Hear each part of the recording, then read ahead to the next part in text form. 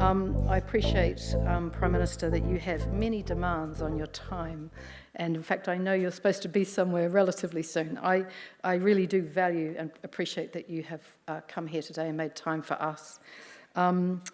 It matters to us that the government supports our work. And this room, more than any, actually, and the people in this room understand how important that government support is for many of the organisations, central banks, regulators, NGOs that you're all representing here today. So very good to have you here. And you have literally the last word. So when you finish speaking, that will be it, guys. We'll all be milling around. Do feel free to come up and talk to the team.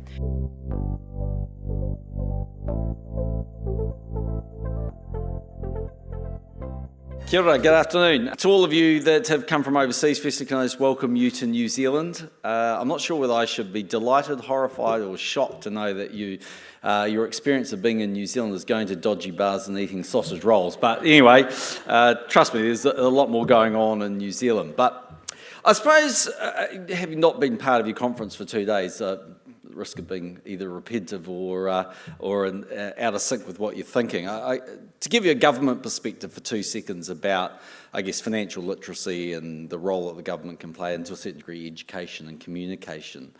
The first thing I'd say is that we find in the political world, it is horrifying how little people know.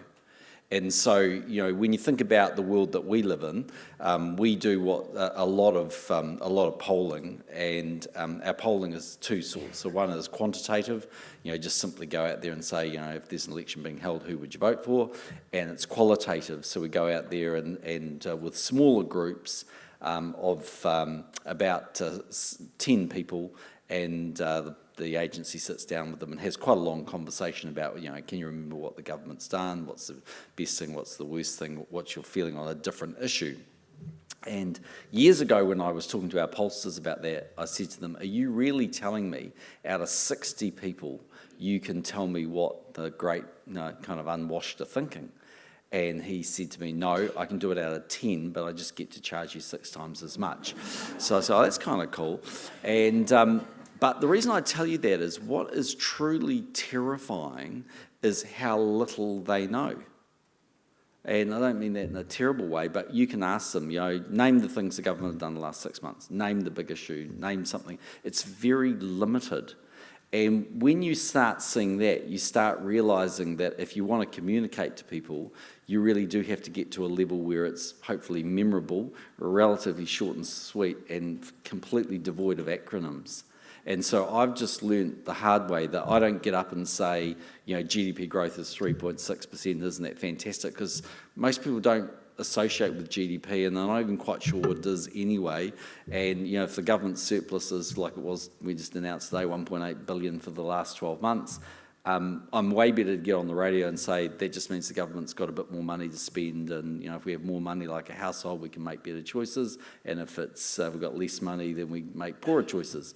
And I don't mean that in a sort of dumb way, but I think the financial industry, having come from sort of a decade at Merrill Lynch and a decade at Bankers Trust, basically we're just so used to talking in acronyms. And I think that if you want to communicate with people, you've got to get them to a level which is, you know, really pretty basic.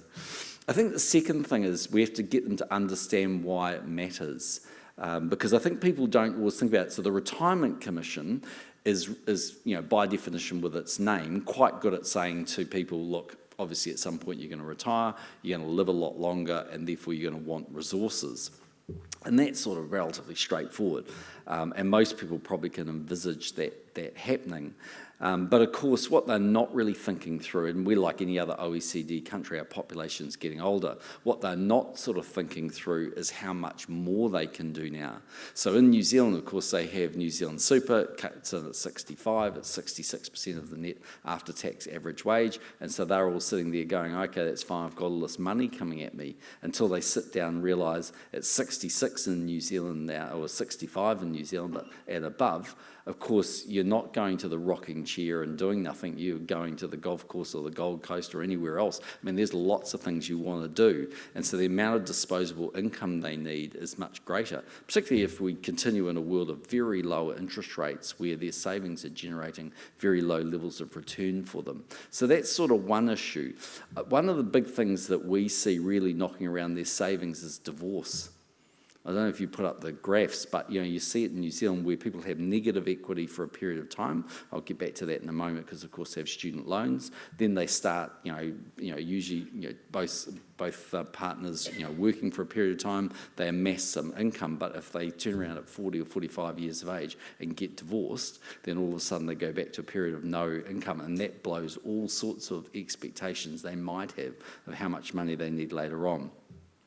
The next thing I think is a bit of a problem in the modern world is they're just so used to debt. I mean, you're talking about the millennials or whatever, but you think about it. I mean, when I'm 55 years of age, so incredibly young looking 55, I know, but nevertheless I'm 55. Okay, so when I was a kid growing up, we lived in a cash world, and Mum used to give you your pocket money, and you had those little things the banks gave you, and you put 10 cents in or whatever, and you saved it. You had a sort of sense of money. That's not how it works now. Yeah, everything's a cashless society. My kids love Uber. Do you know why? Not because it's cheaper, that would be nice to know, but because it's linked to my credit card. So it's like free. It's awesome. They get in it, they get out of it, and they never see the bill again. I've never seen it. They think Uber is like a charity. They don't actually realise it's there to make money. But the truth is that you live in this world now of a cashless society where you can do whatever you sort of want, really, and the banks are prepared to lend a lot more than they historically ever would have been able to. In fact, that's a big issue around housing markets around the world. And so, of course, these youngsters grow up, and the first thing they do is get debt, because the first thing they do is invest in their education. Now, that's great because we know what their average income and earnings are, but of course, the very first thing they're doing is spending probably, from ages sort of 18 to, probably 28 in debt. And so they're used to debt. So then when they pile on the debt for the house they might buy or the spending they might do in other areas, to them it's just kind of normal. And so the question is that a good sort of cultural thing? And what does it all mean later on? Are they thinking through what they might need in a sort of future sort of world? So that's, I think, one really big issue for them, actually, just trying to think through that sort of world. I mean, when we look at things like regulation, because it's one thing for retirement, but there's a whole bunch of other issues thinking about sort of financial literacy. So, for instance, you sit there and you say, why can some people, if they're in the worst of situations and they're on a benefit in New Zealand, why can they potentially raise their family and survive on that benefit for a considerable period of time, and why can other people not survive? So when we go to Work and Income in New Zealand, Ministry of Social Development, ask them, okay, what's the reason why some of these families, 30% of them are failing and to make ends meet, and 70 are surviving? It's two things. One is budgetary capability. So they just don't understand how a budget works very well, and they end up making choices that they don't understand fully. And the second part of it is almost always the ones that can't survive come in with debt, lots of debt. They've just gone out there and they've blown. So I went, actually, funnily enough, to a charity that's down the road that houses families have lost their homes and they're transitioning into a home. So it's owned by the Catholic Church here in New Zealand. So I went down to see them the other day, and there was a young woman there, and she said, I said, well, what are you doing? And she said, well, I work, and I work about 20 hours a week. And she said, my husband's got some job. It's quite a good job, actually. And I said, what's your disposable income? Like, how much is the total family income?